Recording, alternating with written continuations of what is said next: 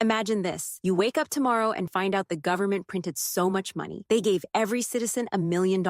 No more poverty, no more debt. We're all rich, right? Well, not exactly. Because if printing money made countries rich, Zimbabwe would be richer than the US. So, why can't governments just print more money and solve all our problems? Let's break it down. Simply, the temptation to print money. On the surface, it sounds like a perfect solution. Money is just paper, right? Or numbers on a screen. So what's the harm in printing more? Governments have done it before, during recessions, wars, and emergencies, to stimulate the economy. But printing more money doesn't create more goods, services, or productivity. It just creates more money, and that's where things go wrong. What happens? When you print too much, there are 100 apples in a market and $100 in the economy. Each apple costs $1. Simple. Now the government prints another $100. Now there's $200 chasing the same 100 apples. What happens? Prices double. Each apple now costs $2. This is inflation. Your money buys less than before. Real-world disasters. Zimbabwe and Venezuela. Let's talk about real life. In Zimbabwe, the government printed massive amounts of money in the 2000s to pay off debts and fund projects. The result? Hyperinflation so extreme that prices doubled every few hours. At one point, a loaf of bread cost 100 billion Zimbabwean dollars. In Venezuela, the government printed money to cover deficits. Within a few years, the currency collapsed. People were using stacks of cash just to buy basic groceries. Printing money made them poorer, not richer. How money gets its value. Here's the truth. Money isn't valuable because it's made of fancy paper. Money has value because people trust it and the economy behind it. If a country prints more money without increasing its real wealth, like producing more food, building more homes, creating more tech, then each unit of money becomes less valuable. It's the same reason why counterfeiting is illegal. If everyone could just print money, it would lose its value instantly. What about the US and other big countries? You might be thinking, wait, doesn't the US print trillions during crises? Yes, it does. But there's a difference. When the US prints money, it does it carefully through the Federal Reserve, usually by buying government bonds or adjusting interest rates. It tries to stimulate the economy when needed, like in 2008 or during COVID-19, but also works to control inflation afterward. Too much printing, high inflation, too little, recession. It's a delicate balance, not a free money machine. Why free money isn't free printing money might seem like a shortcut to wealth, but in reality, it's like pouring water into a wine bottle. You get more liquid, but you ruin the value. Real wealth comes from production, innovation, education, and trade, not the printing press. So no, printing more money won't make a country rich. It might just make everything more expensive and everyone worse off. So the next time someone says, why can't we just print more money and solve everything? You'll know the answer, because money without value is just paper. If you found this breakdown helpful, give it a thumbs up, hit that subscribe button, and comment below with your next finance mystery you want explained. Till next time, spend wisely and stay smart.